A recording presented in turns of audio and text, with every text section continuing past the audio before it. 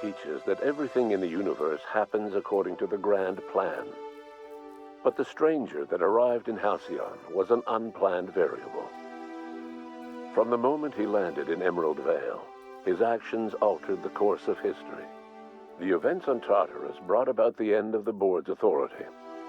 But the board's mistakes would haunt the colony for decades to come. The damage they left behind would require the work of a generation to repair. Dr. Phineas Wells began reviving a handful of the Hope's colonists, engineers, scientists, technicians, and intellectuals. They were among the brightest minds the Earth had ever sent out into the stars.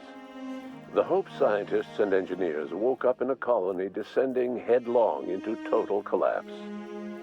With no way to return to Earth, they had no choice but to band together and devote themselves to the cause of saving Halcyon. The people of Halcyon were nothing if not hardy. In the absence of the board's authority, many of the colony's settlements banded together with a single purpose in mind: survival. Life was especially hard in the years to come. Some towns dissolved by attrition and starvation, but most of them found a way to carry on. In the years to come, Halcyon was forced to reckon with its newfound freedom. The board was gone, and for better or worse, the colony was responsible for its own destiny. Left unchecked, the war on Monarch consumed both MSI and the Iconoclasts. And when the sulfur cloud settled, only stragglers from both factions remained. Some found their way to Sublight, some to Terra 2, and some lived their final years fighting for food in the wilderness. In the end, only the beasts remained. Consumed by paranoia, Lilia Hagen took Sublight Salvage in a controversial direction, openly accusing board officials of an extraterrestrial conspiracy.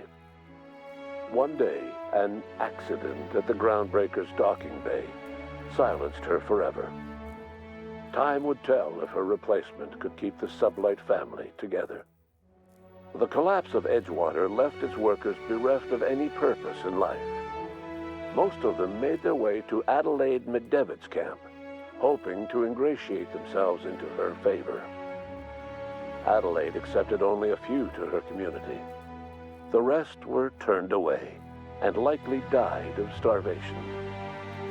Nevertheless, Adelaide's camp grew into a well-established town. Adelaide McDevitt refused to cooperate with the ongoing effort to save Halcyon from collapse. A sympathetic deserter stole a copy of her research and delivered it to the Hope's scientists. It is unclear how useful Adelaide's research was. An optimistic estimate suggests her work may have bought Halcyon another few years of survival. Adelaide would never know. She died that winter. Under the leadership of Junlei Tennyson, the Groundbreaker held firm against corporate influence. The ship's mechanical stability gave Junlei the time to educate a promising generation of engineers schooled in her family's traditions. The future of the Groundbreaker looks promising. The rediscovery of the Hope and the abandonment of the lifetime employment program forced Byzantium to come to terms with some uncomfortable realities about the state of Halcyon. While Byzantines were reluctant to surrender the luxuries they'd grown accustomed to, the board's diminished authority gave them little choice in the matter. Nearly everyone had to learn to make do with less. Some even had to get jobs. It was a dark time indeed. Your influence shifted Ellie's perspective. She finally admitted, albeit grudgingly, that she just might need other people. Sometimes. With a steady income from the life insurance payouts, she was finally able to afford a ship of her own. She hired a small crew and flew supply missions to communities on the fringe. Some of them were even legal. Life in Halcyon was sobering for Felix Millstone. The grand revolution he dreamed of never came. There was no great awakening for the colony, no celebrations in the streets. There was only the hard, desperate work of trying to repair a broken colony. Felix never had a head for numbers, but if there was labor to be done, he was there to help. Eventually, Felix realized that the work of a revolution was done with two hands. As much as he enjoyed his adventures aboard the Unreliable, the vicar, known as Max, eventually decided that it was time to move on, to live out the life he had sought so long to create. He knew there were many in the colony who carried burdens much worse than the ones he had struggled with, and he devoted himself to easing their suffering wherever he could. He only ever took up arms again to defend the defenseless. Unshackled from a lifetime of striving and fighting the universe and himself, Vicar Maximilian de Soto was finally at peace. Once the matter with the Hope colonists was resolved, Junlei bashfully asked Parvati if she'd like to join her permanently on the Groundbreaker, and Parvati enthusiastically, if somewhat awkwardly, agreed.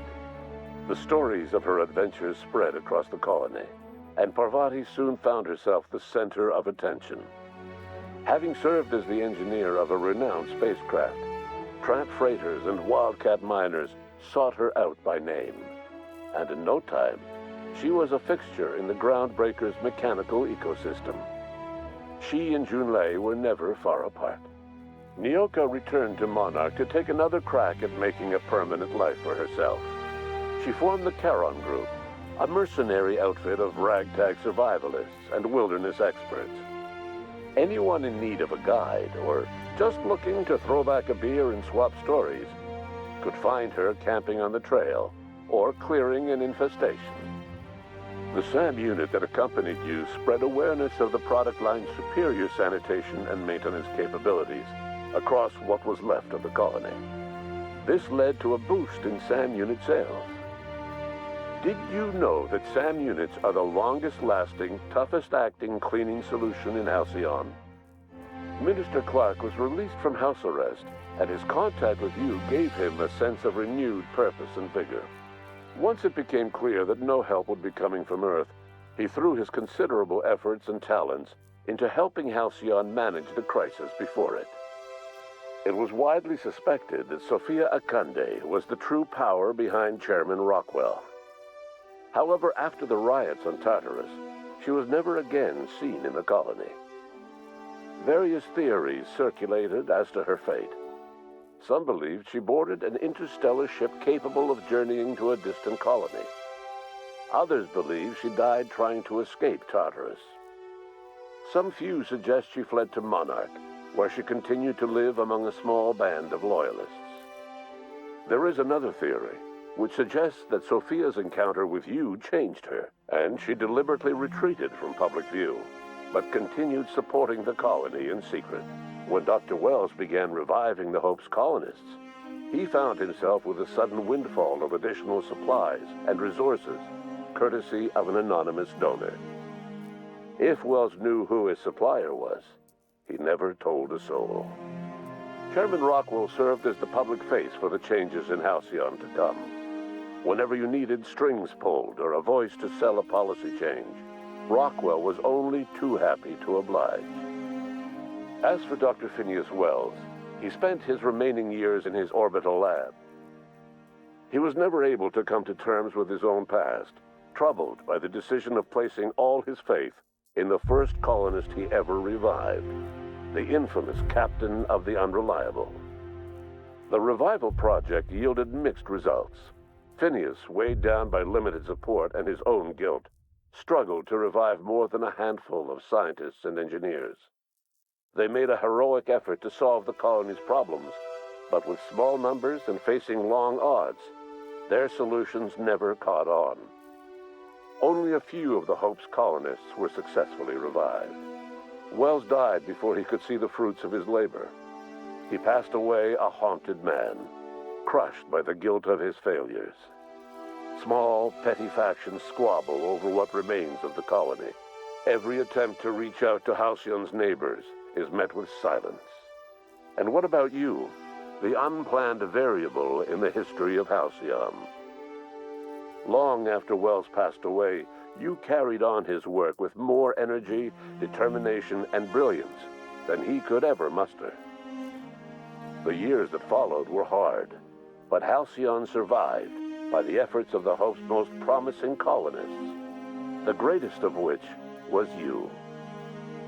No one knows what's happened to Earth, and no one knows what the future has in store for Halcyon. All we know for certain is this: the name of the Unreliable and that of its intrepid captain will remain the subject of countless stories for years to come.